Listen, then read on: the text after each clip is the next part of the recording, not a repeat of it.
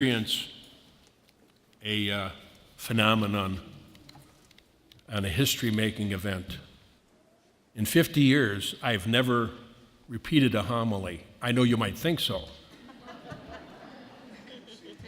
But I haven't written my homilies down. I've written letters for the Bulletin and for the Knights of Columbus, but I've never actually written out my homilies. But I did years ago, must be about 40 years ago now, that I wrote a couple of poems. One was The Messiah, and that's my Easter poem, and one was a Christmas poem. And it was really unique. It started out with one word, then went out to about 13 or 14, and then started with 14 or 13 and went back down to one. And I thought it was really brilliant. I should have published it somewhere. I did actually put it on a piece of paper so I would remember it when I read it to the folks, but I can't find it anywhere. And I spent a lot of time going through my thumb drives, and I have like 4 of them. And it's mostly just repetitions of the ones of the previous thumb drive because I never remember which thumb drive I put stuff on. But I couldn't find it. I'm really disappointed because I really liked that poem. And you can't go back 40 years and remember the poem you wrote then. You can't do it after about a year. Well, so a few years back, while I was still pastor over at our collaborative parish, St. Teresa's, I did write a little poem for Christmas Eve. It was in 2008. So I did read it last night. I want to read it to you again today. I don't think I ever read it here, so it's first for you, but it is something I've pulled out of the past. One of the things that we need to remember is the words of the Lord and the reason He came. We hear a lot about love, and we hear a lot about reaching out to one another, and we fail so often to do that. One priest kept repeating the same homily about loving your neighbor, and finally, after 4 or 5 weeks of the same theme and almost the same homily, someone in the parish said, "When are you going to stop preaching that same homily?" He says, "When we finally get it right." And we still haven't gotten it right. We struggle with it. We get it right sometimes, but then we fall again. And that's part of our human nature, that we fell into original sin by our first parents, and we still have that stain and that weakness in us. And so we keep struggling with it. But the most important message for us is to remember that we need to continue to work on it, especially in the world that we live in today.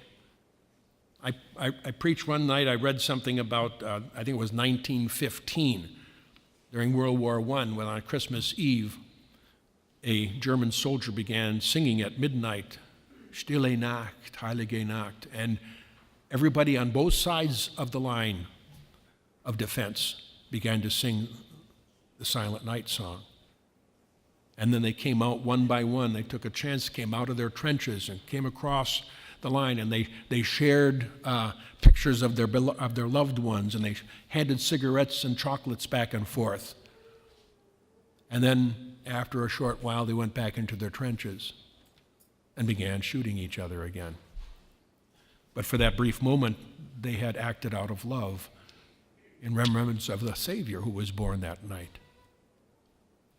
So it can be done. Opposite sides, instead of polarizing, can come together. We can do that in families. We can ask for forgiveness. We can offer forgiveness.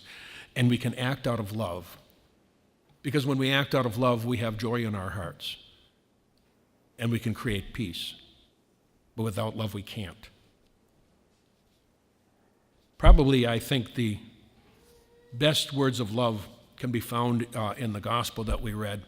There was a poet, and I don't know if it was Elizabeth Barrett Browning or her husband. One of them wrote to the other, how do I love thee?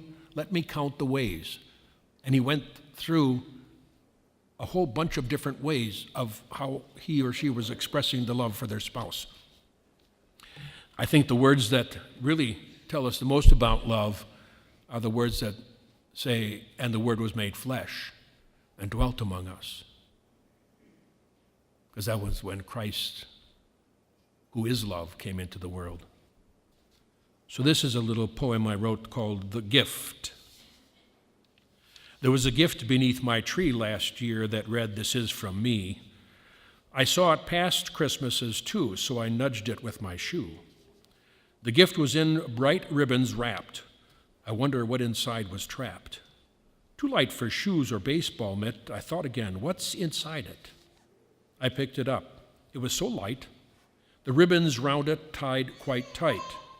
I sat back down. Again I thought, what could inside this box be caught? I donned my thinking hat, and then I pondered on it once again. The tag I saw, "To Father," read. Someone was playing with my head. I placed the gift back 'neath the tree. The tag just made no sense to me. On Christmas morn, the gift was gone, and suddenly a light came on. The gift to Father from this Son, from many gifts was only one. For on the night of Jesus' birth, when God's own Son came down to earth, to us, his children from above, we celebrate God's gift of love. There's many a gift beneath each tree with tags that read, "To Father from me." Each box is filled with gifts of love that we have sent to heaven above. They're filled with works done with good cheer, our good deeds done throughout the year. And so in all the coming days, at every time in many ways, let's be sure to open our heart and make our prayer before we start, whether at work, at home, or play, to make our offering each day, to always act with all our love, our gift next Christmas to Father above. May the grace and peace of the Christ child and the Holy Family be in your hearts and homes throughout the coming year.